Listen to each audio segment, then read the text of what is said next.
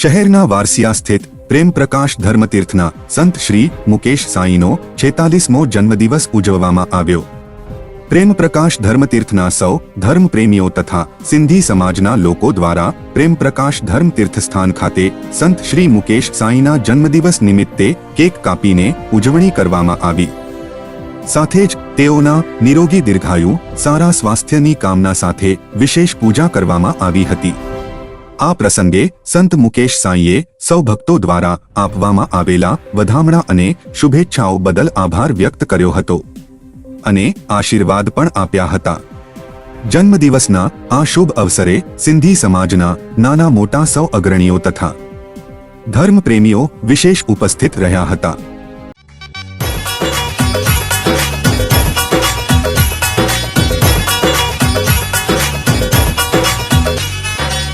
यारन जे मथा पंहिंजी जान कुर्बाना ॾिठो न कॾहिं असां नफ़ो नुक़साना।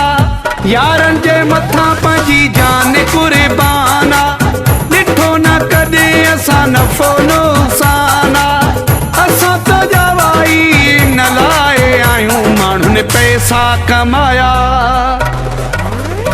असां इज़त कमाई माण्हुनि बंगला बणाया,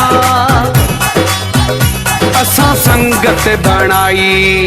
यारन जे मथा पंहिंजी जान कुर्बाना ॾिठो न कॾहिं असां नफ़ो नुक़साना।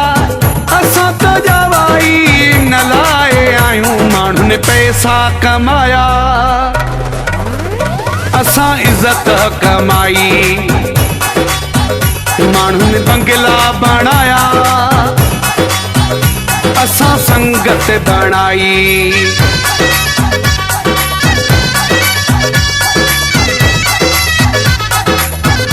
વારસા ખાતે પ્રેમ પ્રકાશ ધર્મ સ્થિત આજે સિંધી સમાજના સંત અને પ્રેમ પ્રકાશ ધર્મ તીર્થ સ્થાનના સંત શ્રી મુકેશ સાંઈના આજે 46મા જન્મદિવસની ઉજવણી કરવામાં આવી છે અને આ છેલ્લા 3 દિવસથી ઉજવણી કરવામાં આવી છે। અને આજે બી અહીંયા અમારા સિંધી સમાજના અગ્રણીઓ નાના મોટા વડીલો બધા મુકેશ સાંઈ જોડે આજે કેક કાપીને ઉજવણી કરી છે અને બધાનો મુંહ મીઠો કરવામાં આવ્યું છે। આ મુકેશ સાંઈ દ્વારા બધાનો મુંહ મીઠો કરવામાં આવ્યું છે અને વરુણ સેવા ટ્રસ્ટ દ્વારા બી કાર્યક્રમ રાખવામાં આવ્યો હતો।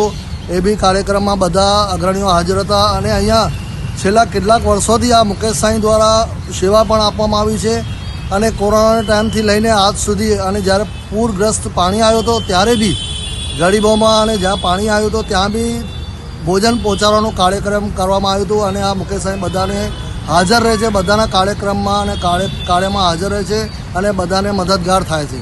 અને એવા અમારા સંત શ્રી મુકેશ સાંઈને અમારે બધી શુભકામનાઓ આપે છે અમે સમગ્ર સિંધી સમાજ દ્વારા।